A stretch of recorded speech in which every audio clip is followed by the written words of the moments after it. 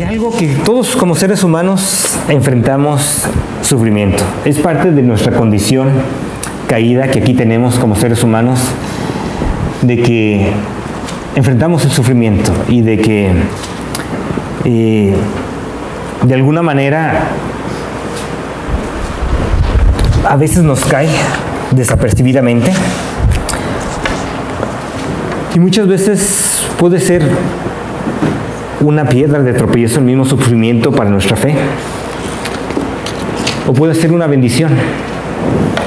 Es interesante cómo grandes artistas y compositores de la época, ahí tenemos a Beethoven, cómo de sus grandes composiciones, las más importantes, las más de renombre que él hizo, fue durante un tiempo muy frustrante de su vida. Él, siendo músico, compositor, estaba perdiendo la audición. A partir de los 20, en la década de sus 20 años de edad, en la última parte de la década de sus 20 años de edad, él empezó a perder la audición, siendo un músico, un compositor. Y eso obviamente es algo que como músicos pues utilizan. Lo más que utilizan, una de las cosas que más utilizan es su oído. Y él empezó a perderlo, y prácticamente ya la última década de su vida ya no tenía nada de audición, muy poco, que prácticamente estaba completamente sordo. Y es increíble cómo durante este tiempo,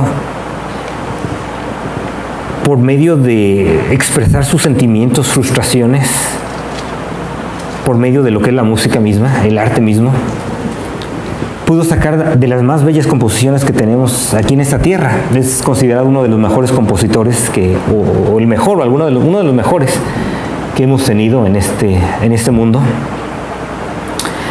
Estaba también escuchando una senadora allá en México, cómo ella misma había batallado con cáncer, o estaba batallando con cáncer. Su esposo había batallado, o estaba batallando con 3 diferentes tipos de cáncer. Y mencionó algo que me llamó la atención. Dijo, ahí él, si bien recuerdas, era senadora federal, ahorita es alcaldesa de Reynosa, Tamaulipas, pero algo que ella mencionó ahí con los otros legisladores, con los otros senadores, les dijo, sí, ahorita les iba a hablar de números y todo eso, porque están viendo una propuesta en cuanto a cómo ver lo del cáncer, o cómo tratar de mejorar el sistema o atacar el cáncer allí en México. Mencionó, en lugar de eso les voy a mencionar mejor acerca de lo que yo mismo he aprendido en mi batalla contra el cáncer. El tener cáncer me ha hecho darme cuenta, o tener presente la realidad que la vida se nos puede ir en cualquier momento. Y eso, en cierto sentido, ha sido una bendición. Porque eso significa que cada día tenemos que vivirlo dando lo mejor de nosotros, porque no sabemos si vamos a tener un día más. Y nosotros tenemos la oportunidad, les decía ahí a los senadores, de poder hacer cambios que van a afectar 120 millones de mexicanos. Pero ahora tenemos esa oportunidad. Mañana no sabemos. Y es interesante cómo en esos tiempos de sufrimiento uno puede sacar algo bueno. ¿Saben qué? Aquí en el libro de Lamentaciones se encuentra después de Jeremías. Obviamente, si tienen sus teléfonos, nada más tienen que buscar en el Antiguo Testamento Lamentaciones. Pero si tienen sus Biblias, vayan ahí al libro de Lamentaciones. Aquí estamos hablando cómo el pueblo de Israel estaba pasando por un tiempo, de los más tristes, o el más triste se puede decir que ha pasado. Ellos habían sido invadidos por otra nación, por los babilonios. Esa ciudad, Jerusalén, donde se encontraba el templo, donde Dios mismo había decidido que ahí se iba a manifestar su presencia, de repente completamente arruinada. Bien ahí el capítulo 1, versículo 1, donde menciona: ¡ay, cuán desolada se encuentra la que fue ciudad populosa!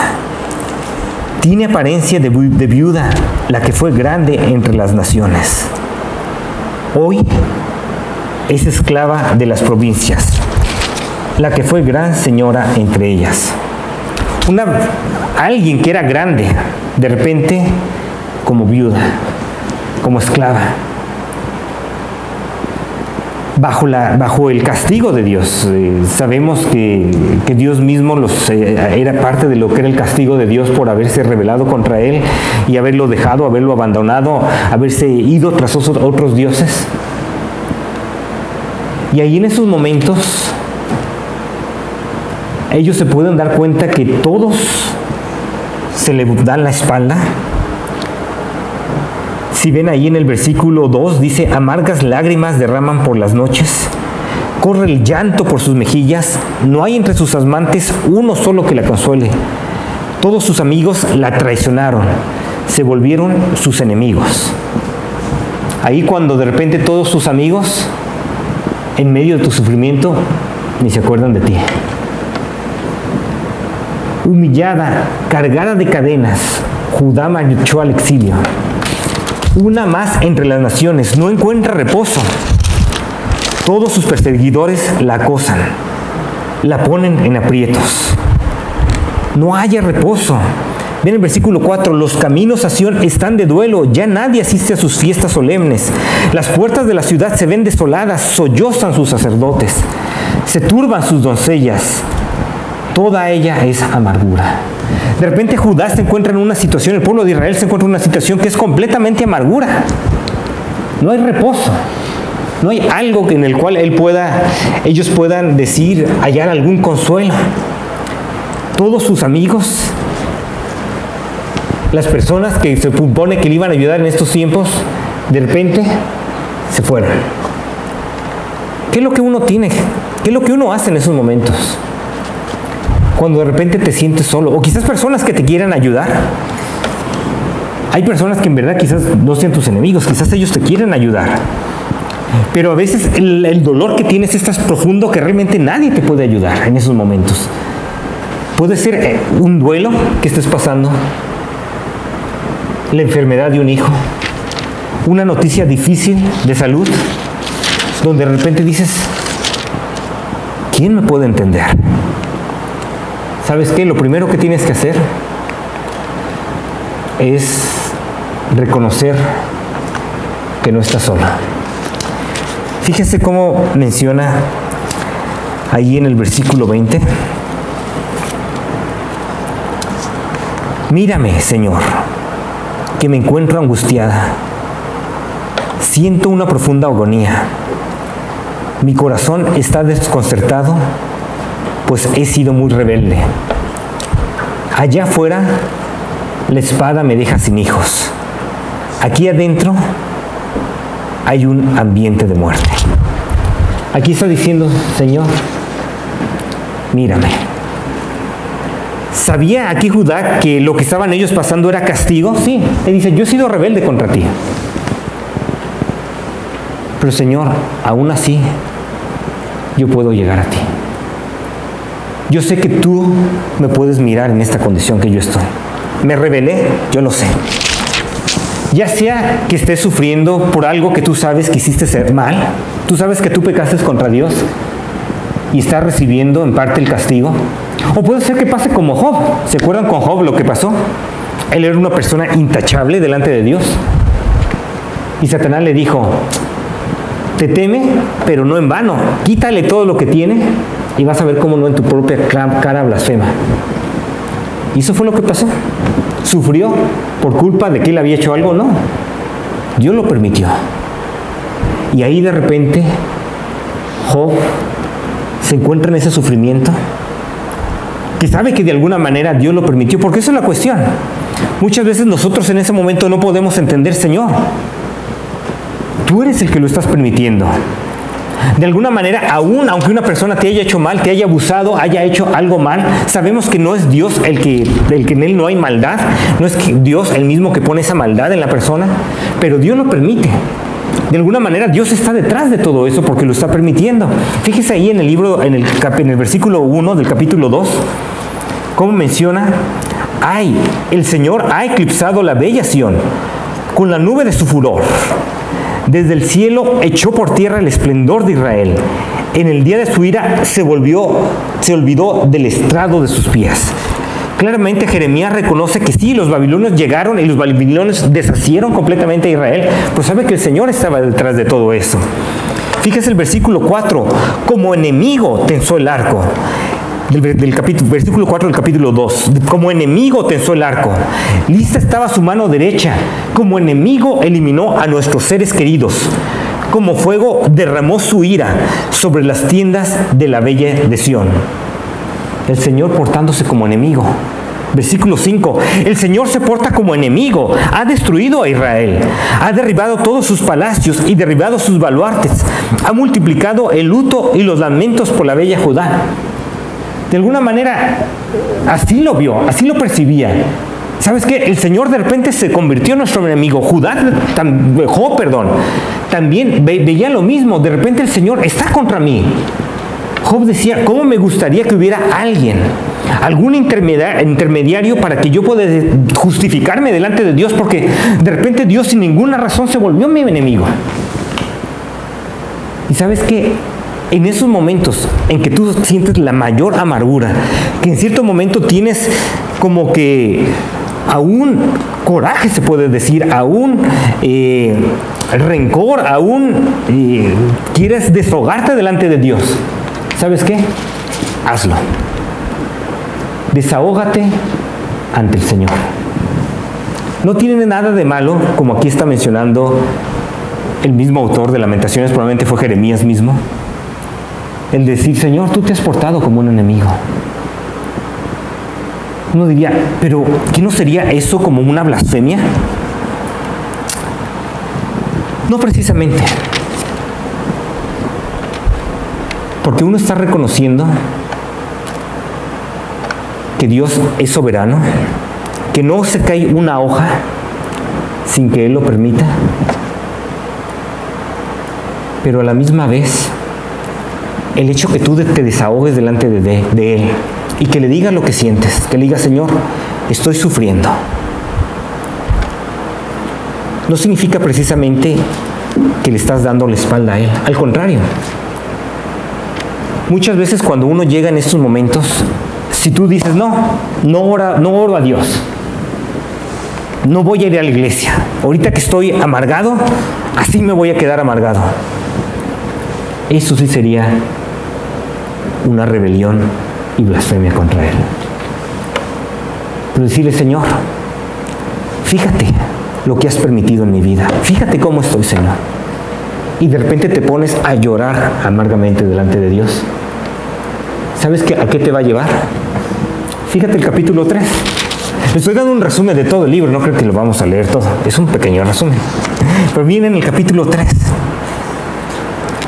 Vean ahí en el versículo 16, donde alguien se está desahogando delante del Señor, dice, me ha estrellado contra el suelo, me ha hecho morder el polvo, me ha quitado la paz, ya no recuerdo lo que es la dicha, y digo, la vida se me acaba junto con mi esperanza en el Señor. Recuerda que ando errante y afligido, que me embargan la hiel y la amargura. Siempre tengo esto presente y me deprimo. Aquí la persona se está desahogando delante de Dios, está deprimida, está con amargura. Pero ¿sabe lo que pasa cuando te desahogas delante de Dios? Ve el versículo 21, del capítulo 3. Pero algo más me viene a la memoria, lo cual me llena de esperanza. El gran amor del Señor nunca se acaba. Su compasión jamás se agota. Cada mañana se renueva sus bondades. Muy grande es tu fidelidad. Por tanto digo, el Señor es todo lo que tengo. En Él esperaré. Cuando tú reconoces que Él es soberano, cuando tú reconoces que todo lo que pasa, de alguna manera, Él tiene control de todo, aunque se haya portado como tu enemigo, por así decirlo, pero vas delante de Él y se lo dices. Y te desahogas delante de Él. En ese momento, Él va a empezar a hablar a tu corazón. Y te va a empezar a recordar, ¿sabes qué? Mis misericordias son nuevas cada mañana.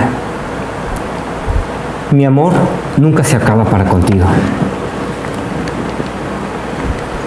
Siempre voy a estar ahí, con los brazos abiertos. Tal como cada día, cuando te despiertas y ves el sol, dices, wow, un día más.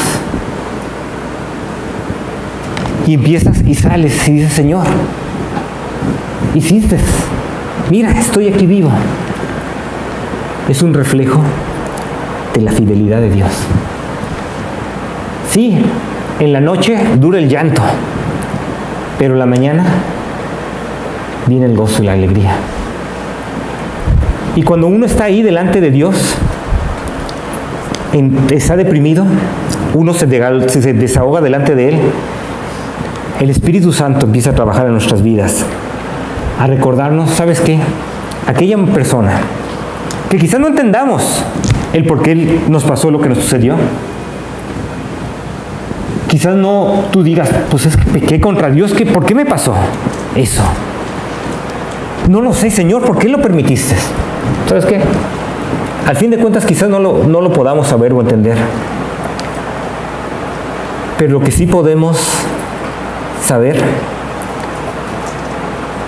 es que Dios murió ahí en la cruz para llevar todos nuestros pecados y que nada nos puede separar de su amor. No importa que haya tribulación o angustia, o persecución o hambre, o peligro o desnudez o espada, no importa por lo que estés pasando, ¿qué te puede separar de su amor?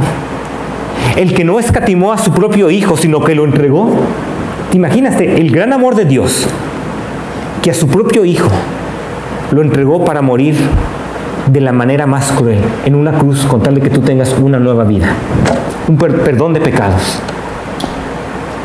¿Puedes entender lo que te está pasando? Quizás no. Job entendió por qué de repente Dios se portó como su enemigo en ese momento. Él había hecho algo para provocar a Dios, ¿no?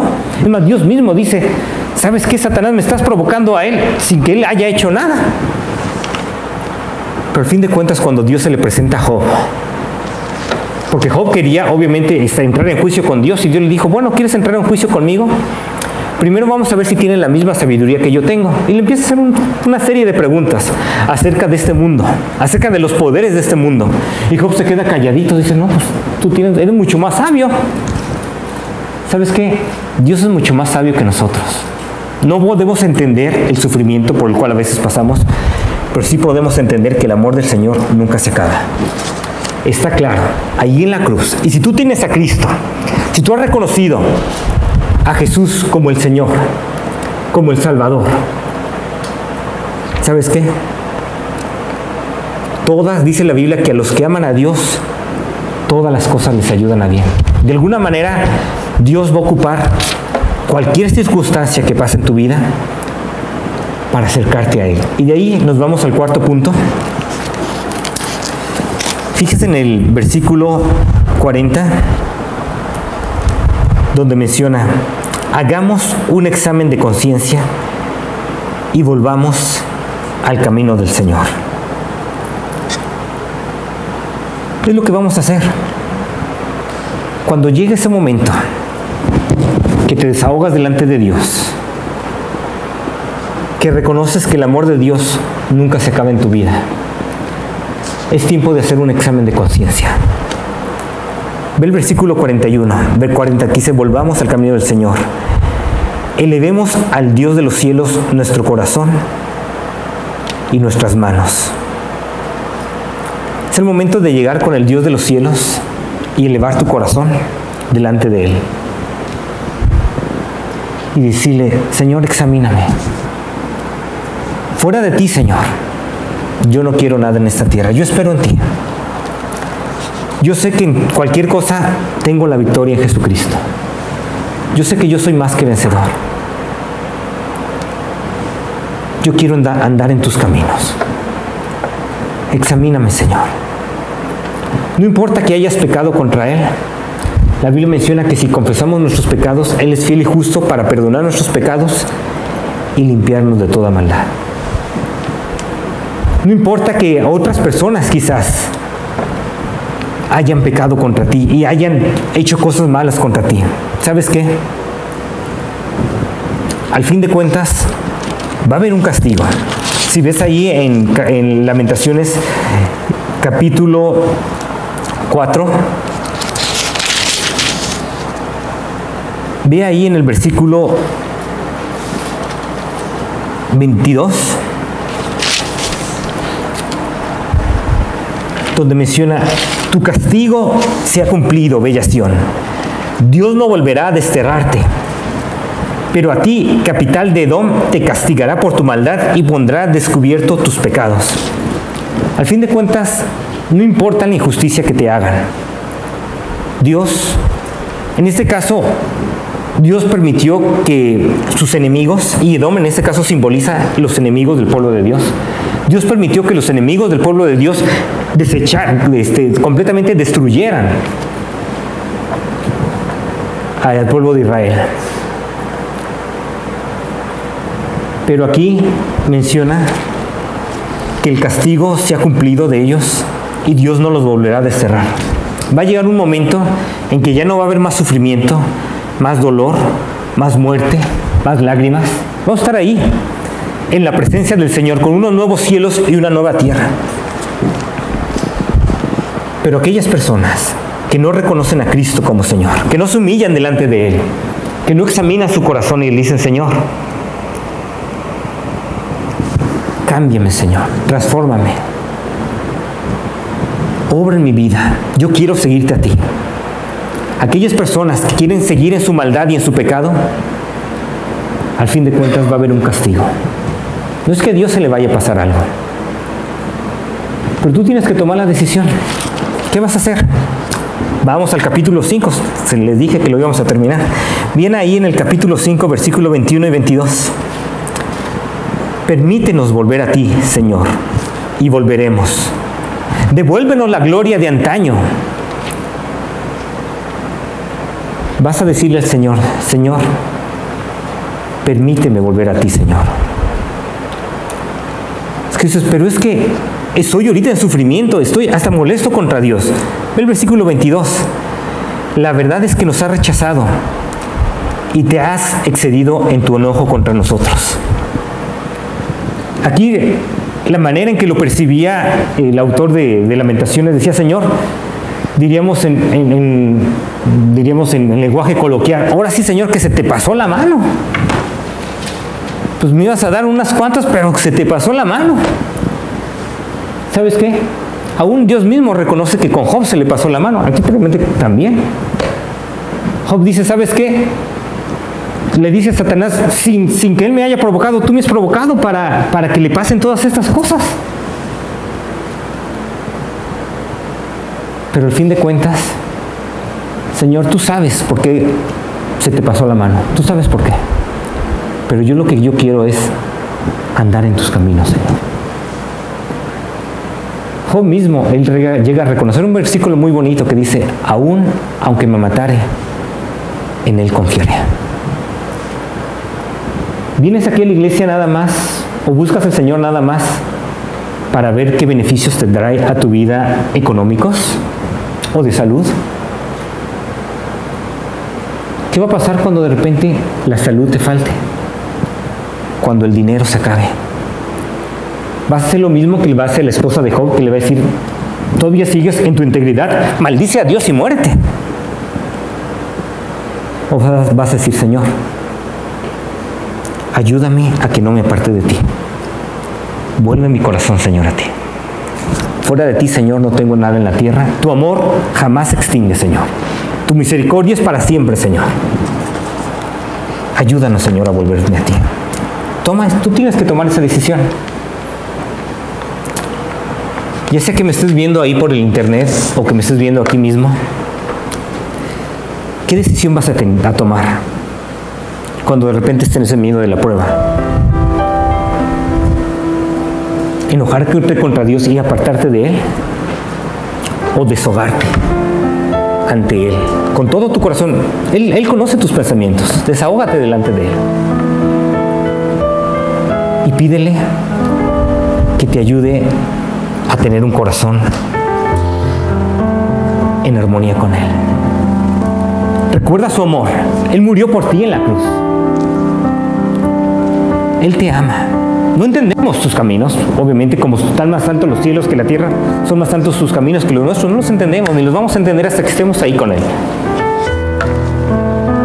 Pero ¿sabes qué? Podemos confiar en Él. Su amor es para siempre. Sus misericordias son nuevas cada mañana. Su fidelidad es para siempre. Vamos a cerrar nuestros ojos para meditar en lo que hemos escuchado. Ahí con tus ojos cerrados para que te concentres en examinar tu corazón delante de Dios. También si me estás viendo puede ser lo mismo. Quizás tú estés aquí y tú digas, la verdad, yo no estoy seguro que mis pecados hayan sido perdonados. Además, no estoy seguro que si llegara a morir hoy mismo iría hasta la presencia de Dios. Quizás haya tenido alguna religión, pero nunca he tenido esa certeza. ¿Sabes qué? Hoy mismo la puedes tener. Si tú crees que Cristo murió por ti, si tú crees que Él resucitó, que Él está vivo, ¿sabes qué? Él está tocando ahorita la puerta de tu corazón. Y ahorita quizás lo estás escuchando, ahí en lo profundo de tu vida. Y Él está diciendo, déjame entrar, para que yo te perdone tus pecados y te dé una nueva vida. ¿Sabes qué? Si eso es lo que te gustaría hacer, ya sé que me estás viendo en el internet o aquí mismo, ahí mismo tú dile en tu corazón, desde lo más profundo, dile, Señor Jesús, yo sé que soy pecador, sé que muchas veces te he fallado, pero yo sé que tú moriste por mí, para perdonar todos mis pecados. Gracias, Señor. Te abro la puerta de mi corazón. Te pido, Señor, que tú entres en mi vida, que tú me perdones, Señor, y que tú me salves. Es en tu nombre que lo pido, Señor.